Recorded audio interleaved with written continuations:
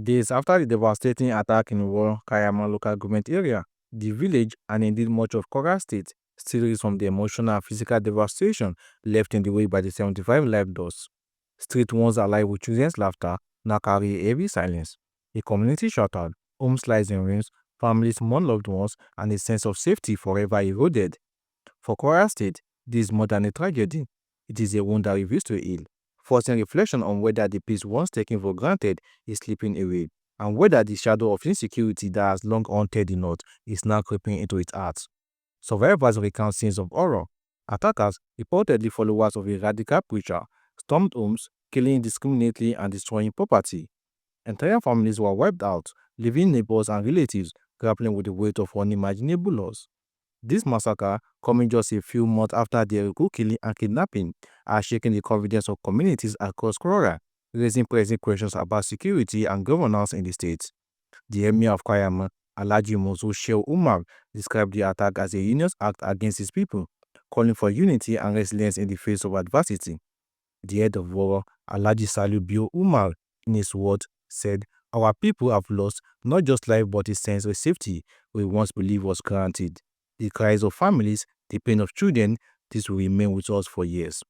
To hear directly from the people's perspective and understand the fears and hopes of Kwara residents, our reporter spoke with Mr. Umar, who described the incident as a disastrous event unlike anything the state has witnessed before. While acknowledging the government's proactive response, he raised concern about the border security situation, questioning whether the measures in place are enough to prevent future attacks. Honestly speaking, the event was a disastrous one, which has never ever Kwara State happened. Came to us as a certain thing. But I can tell the world that since we have been in Kwara State, we have never ever recorded this type of disasters. Anyway, the situation was as if it was beyond spiritual control.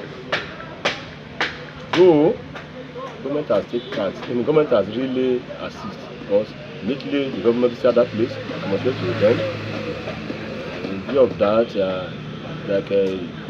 you make a move, emergency to go there and give them humanitarian support for those who are victims and the families of the victims.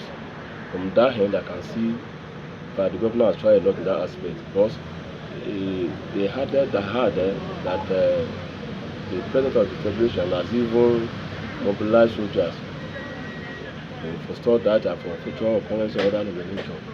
So from the end of the future, the only thing I just know about this situation now is that how Nigeria can build up a security that will be at hand, at least be awaiting.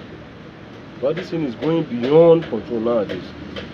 As the community continues to grapple with loss and uncertainty, government officials have stepped in to offer support and reassurance. Governor Abdurrahman Abdulrazak recently paid a visit to the community to console families and coordinate a response. He confirmed that President Bola Ahmed Tinubu had approved the deployment of additional troops under Operational Savannah Shield to restore peace and prevent further attacks. Security agencies are actively pursuing the perpetrators, while intelligence-led operations are ongoing across Kayama and surrounding areas. The state has also mobilized resources to provide urgent relief, including food, medical aid, and financial assistance to affected families. A 7-member committee has been established to coordinate support and ensure that rebuilding efforts are swift. But beyond these measures, the emotional and psychological scars run deep. A reminder that recovery goes beyond rebuilding houses and that communities' resilience will be tested. For Kwara, the Woro massacre is a stark reflection of broader challenges: the fragility of peace, the persistence of terror threat, and the urgent need for decisive action to protect citizens. As families mourn and the state mobilize, the question lingers: can Kwara confront and contain this rising tide of insecurity before it spreads further? I am Usman Oladimeji, reporting for Ask Nigeria. Follow for more exclusive news.